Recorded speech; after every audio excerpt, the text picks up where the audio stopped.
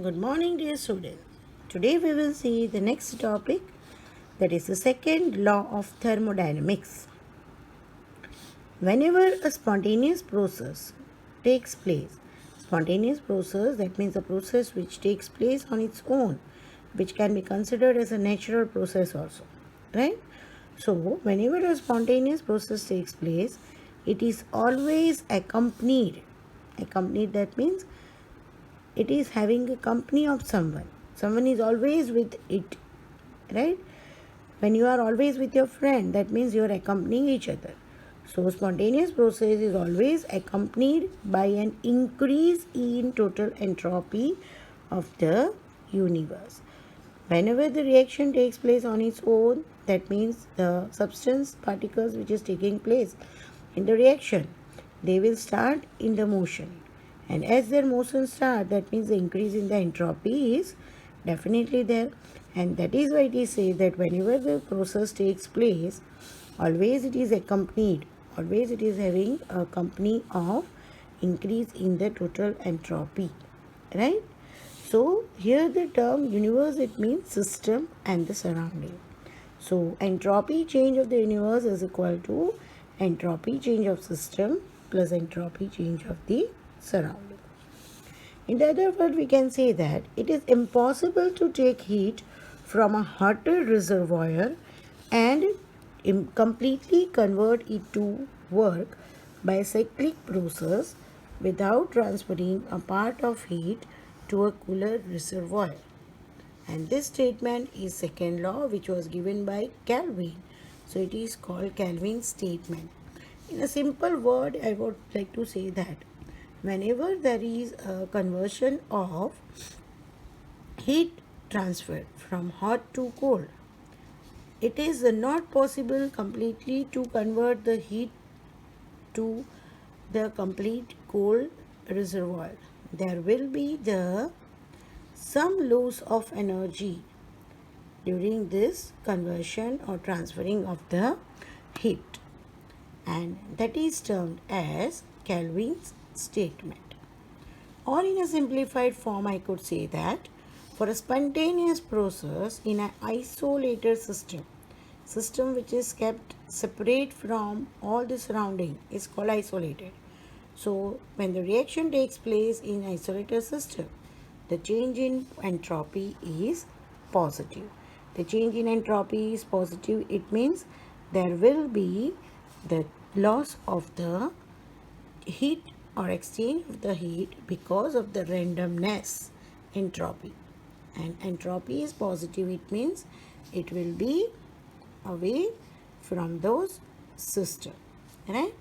So from this, the Helmholtz Gibbs, Willard Gibbs, he has still given us a free energy idea, that whatever the energy is exchanged from hot body to cold body, and the amount of energy which is not considered for the exchange of this hot body energy to cold body, then that particular energy is free energy, and that is termed as Gibbs free energy and spontaneity, right? So let us see here now. It is also known as free energy of Gibbs free function as per the IUPAC. Gibbs free energy is also considered only as free energy or Gibbs function, which is symbolized as capital G. The change in free energy delta G is related with spontaneity. And what is spontaneity? Spontaneity, it is a process which is affected by the two thermodynamic quantity, that is enthalpy, heat exchange, and entropy, that is the randomness. If these two quantities are kept together, enthalpy and entropy are kept together in such a manner that a single function is to be considered, then their sign will determine whether a reaction is spontaneous or non-spontaneous. If these two, enthalpy and entropy, both are considered together, then the reaction is spontaneous or non-spontaneous is considered by the value of delta G, which was given by J. Willard Gibbs, and thus he introduced that new quantity altogether of enthalpy and entropy as Gibbs free energy. Right? The energy which is not calculated, which is not determined during the change or during the exchange of the heat, that is the free energy. So Gibbs showed that for a reaction taking place at constant pressure and temperature, delta G represents that portion of total energy change that is available, that is free to do the useful work other than the pressure and the volume. So what was the idea of the Willard Gibbs? He told that for a reaction taking place at constant pressure and temperature, when any reaction is taking place where the pressure is kept constant or temperature is kept constant, then the change in the free energy will represent the portion of total energy change. Because when change in the free energy will be considered, it will not be considered for a one moment or for a one point. It will be considered for the initial and final state both, and that is why it will give us the change of the total energy, where it is free to do the useful work other than consideration of pressure and volume. So here it is given that if change in Gibbs energy for some reaction is minus 300 kilojoule, then what does it mean? It means that it is possible to obtain 300 kilojoule of useful work from the reaction. If the value is given that delta G of the reaction, that is Gibbs free energy of the reaction, is minus 300 kilojoule, then that particular reaction in which this free energy is calculated, it is able to give 300 kilojoule energy to do some work. That means this much energy is free, and from that free energy we are able to do some another useful work. Conversely, that means if this is minus, and conversely if we say, and if the Gibbs free energy of the reaction is positive 300 kilojoule, then it means at least that much energy in the form of work must be supplied to make the reaction takes place.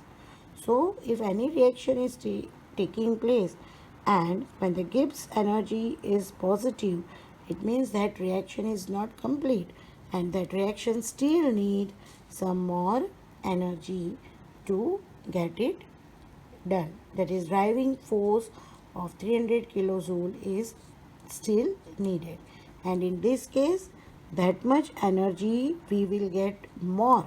That means that much energy is free and some more useful work can be done from it.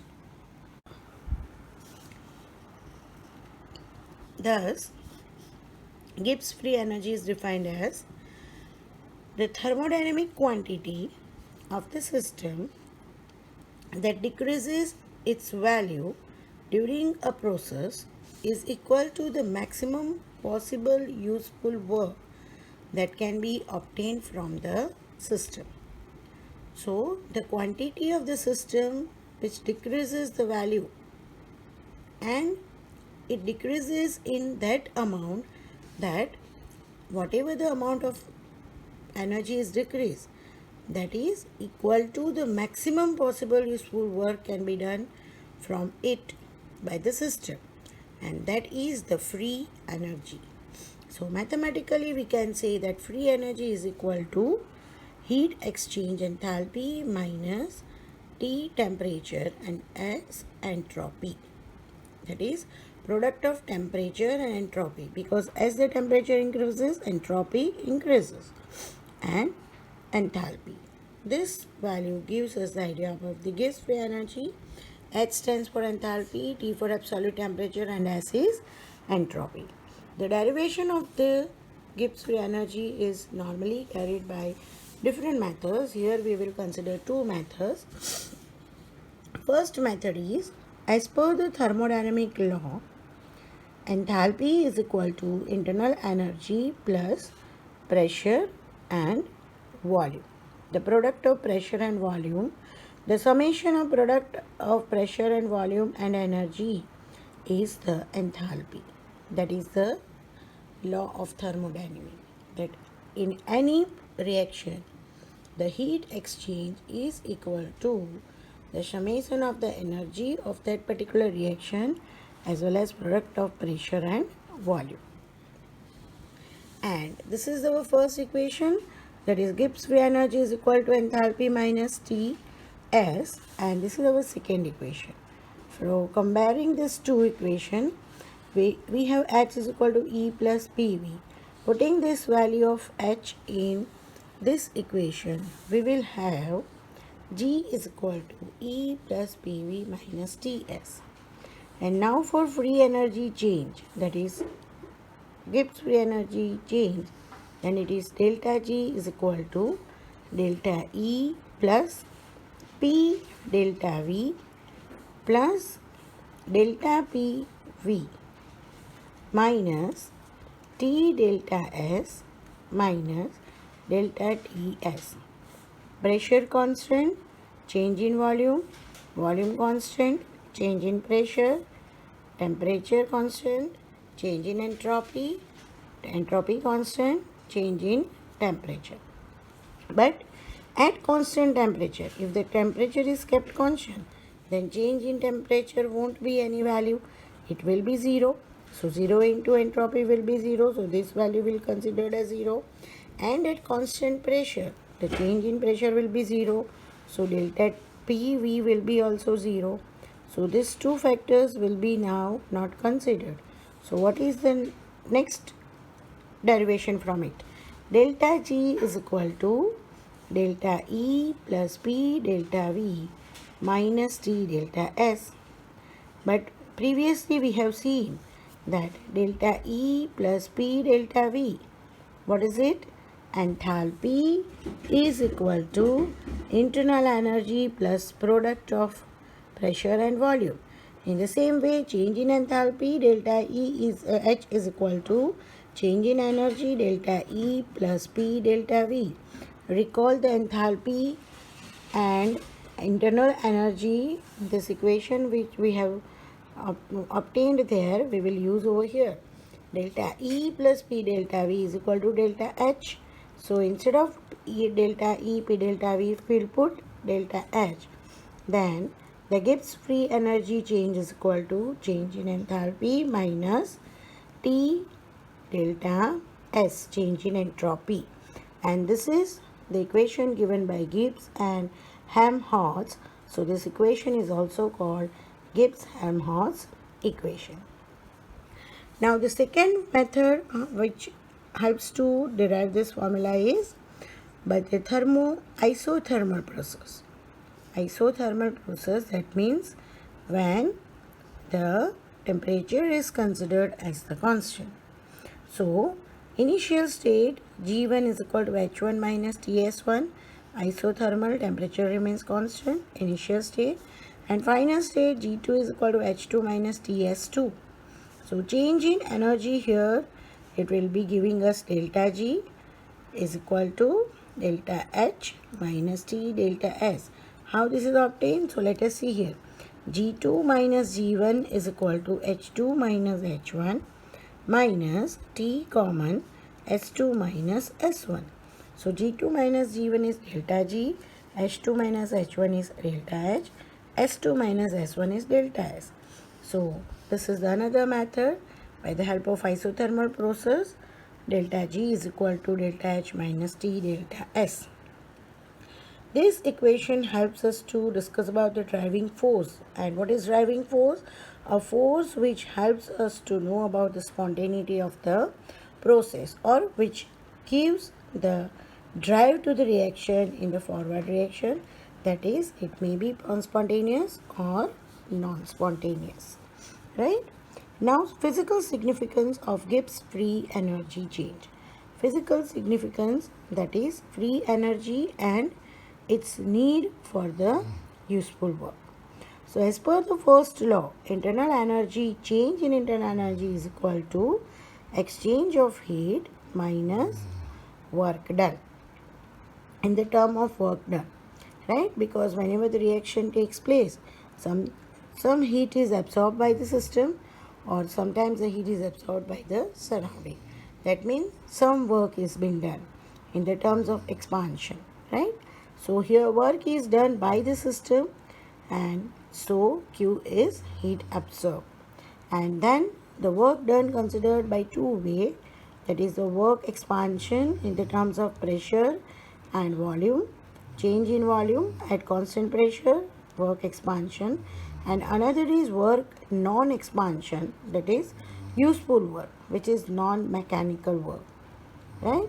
So let us take an example of electrolysis of water.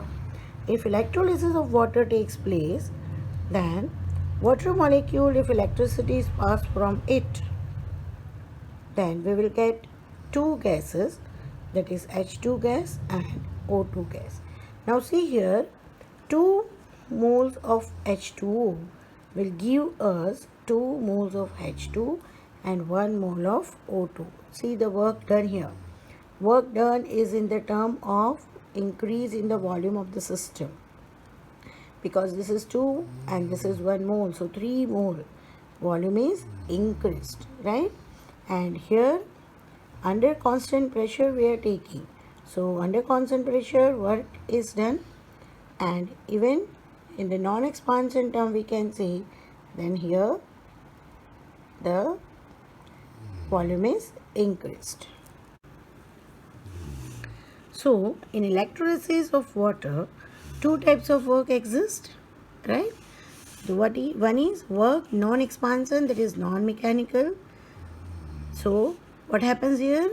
When non-mechanical work, it means it causes decomposition of water.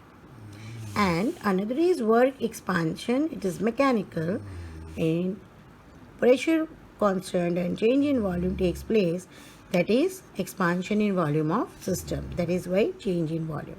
So two way the work is taking place. One is non-expansion, that is non-mechanical, so decomposition of water takes place and hydrogen and oxygen is available, and due to that one more expansion takes place, and that is increase in the volume. So electric work is a non-PV work. Non-PV मतलब non-pressure volume work or non-expansion work, or we can say non-mechanical work.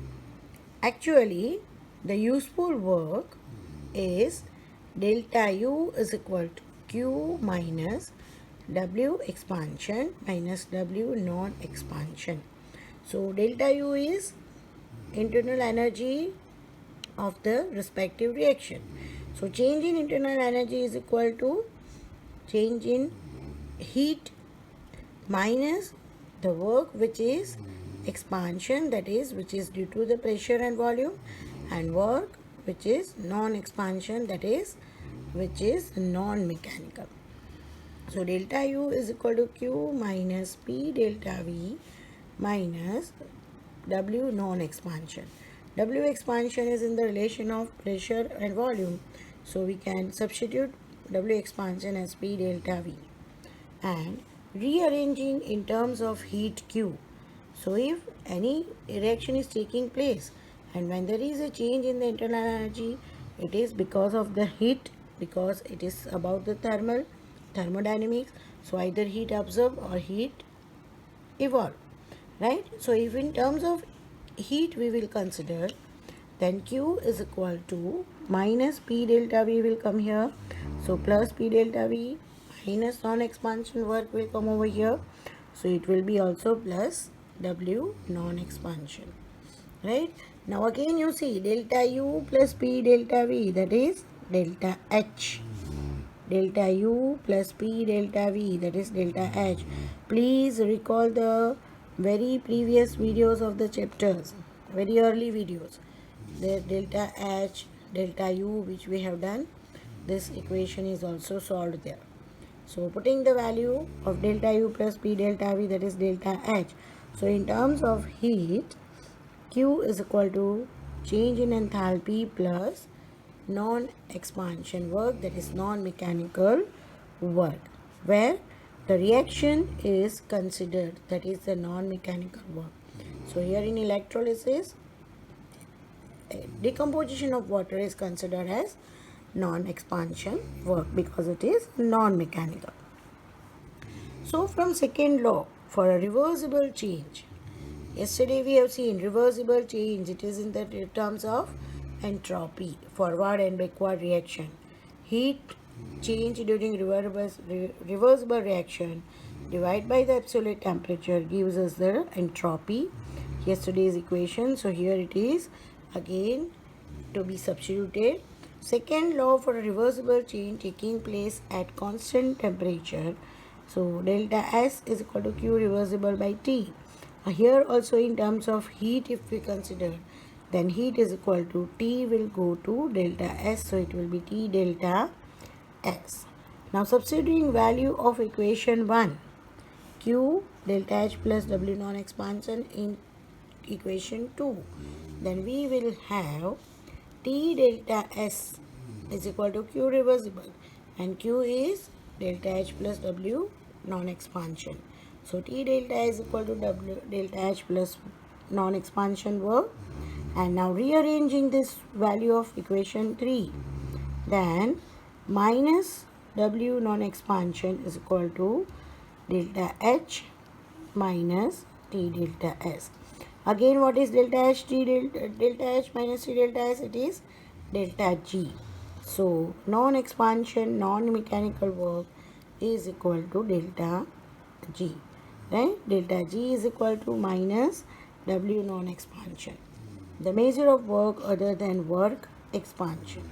Or you can say negative delta G is equal to work non-expansion, that is the work which is for the extra useful free energy. Hence, decrease in Gibbs free energy, negative. Decrease in Gibbs free energy is a measure of maximum possible useful work or non-expansion work done by the system. So whenever there is an increase in Gibbs free energy, the work increases in a greater amount, or we can say minus delta G is equal to work maximum. Work maximum is to be calculated where the values of delta G is given in the negative form, right? So this is about the physical and non-expansion expansion work where the free energy is being calculated.